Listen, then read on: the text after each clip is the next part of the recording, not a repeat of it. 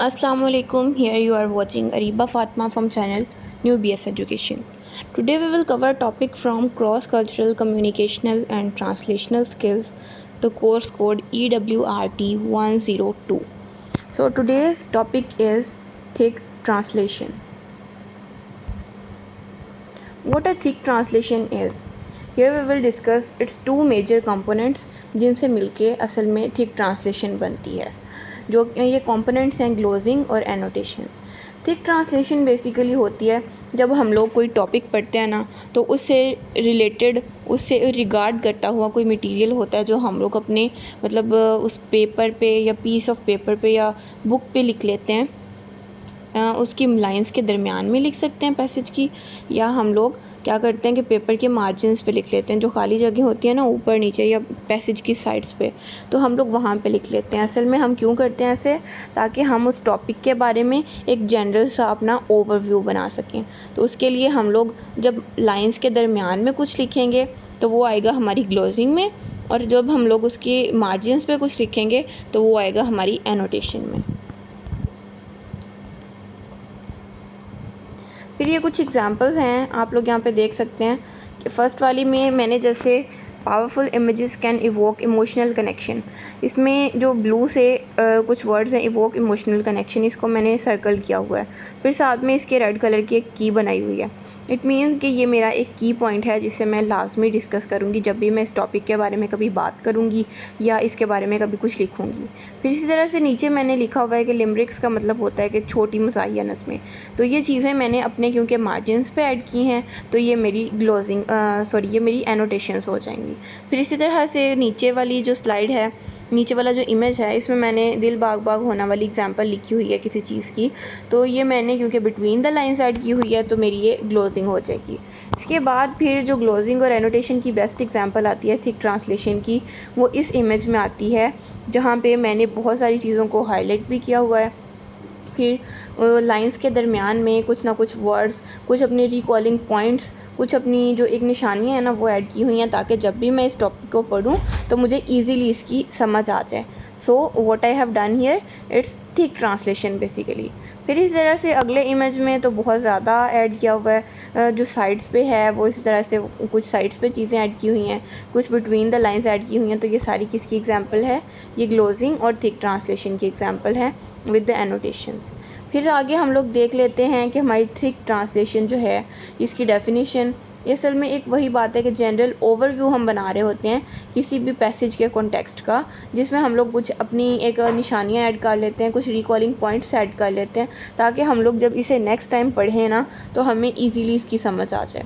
ये एक rich description होती है कल्चरल कॉन्टेक्स्ट में, लिंग्विस्टिक में, उस एरा की, उस एरिया की. मतलब एक बहुत ही रिच किस्म की एक चीज़ है, क्योंकि इसका नाम भी थिक से ज़ाहिर है.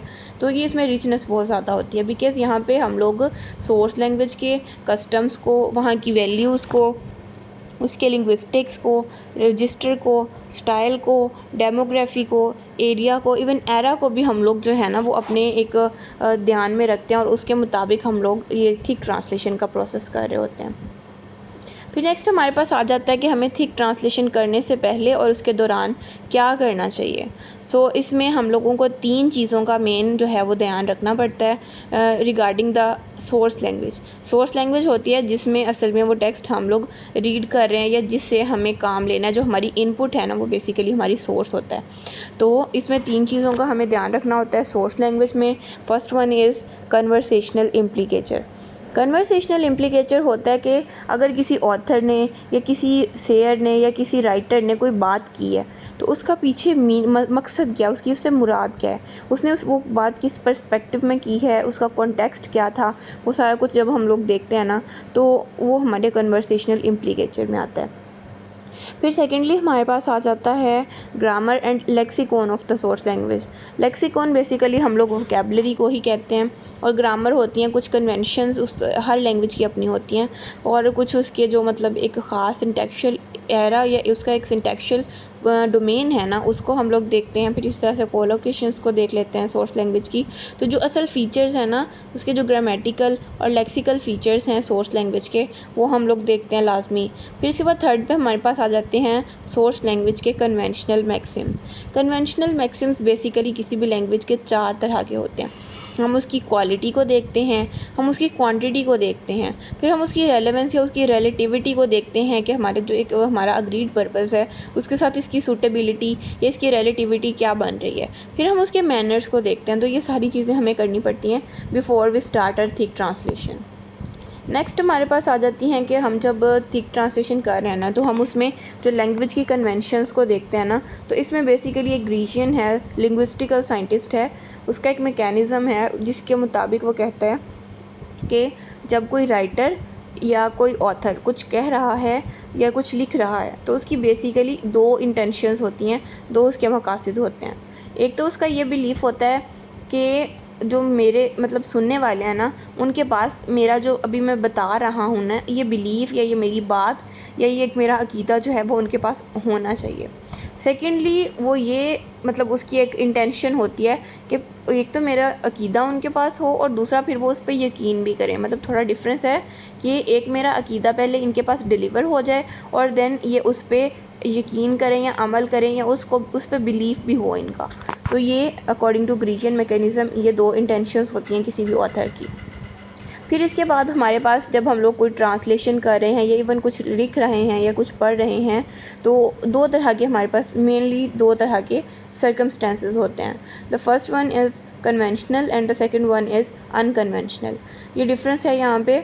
तो फर्स्ट ऑफ ऑल मैं डिस्कस कर लेती हूँ कन्वेंशनल सर्कमस्टेंसेस को, जिसमें हम लोग जब बात करते हैं ना तो थोड़ा हमारा कंफर्ट जोन होता है। जिन लोगों के साथ हम लोग कन्वीनियंस में होते हैं या हमारा जिनके साथ थोड़ा दोस्ती होती है या जिन्हें हम जानते हैं तो उनके साथ जब हम बात करते हैं ना तो हम थोड़े कन्वीनियंस में होते हैं, हमारा एक कंफर्ट जोन होता है।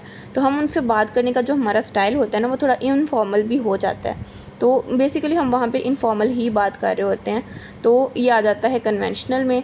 फिर जब हम किसी ऐसी बात की या किसी ऐसे पैसेज की ट्रांसलेशन करेंगे जो कि इनफॉर्मल होगा बेसिकली, तो हम उसमें लिटरेरी ट्रांसलेशन को इस्तेमाल करेंगे। जस्ट एक आइडिया को ट्रांसफ़र कर देंगे, एक थीम को ट्रांसफ़र कर देंगे। सो लिटरेरी ट्रांसलेशन जो है वो basically idea to idea translation होती है। और इसमें हम क्या करते हैं कि हम जो एक इसका एक्ट ऑफ स्पीच है ना उसको डायरेक्ट रखते हैं, यानी जो आइडिया है ना वो डायरेक्टली ट्रांसफ़र कर रहे होते हैं। Rather than the use of words हम लोग यहाँ पे फोकस करते हैं मेन थीम पे और मेन आइडिया पे। फिर सेकेंडली हमारे पास आ जाते हैं अनकन्वेंशनल सर्कमस्टेंसेस। इसमें हम लोग क्या करते हैं कि हम लोग जो हमारा एक वे ऑफ स्पीच होता है ना या एक वे ऑफ सेइंग होता है वो हमारा फॉर्मल होता है।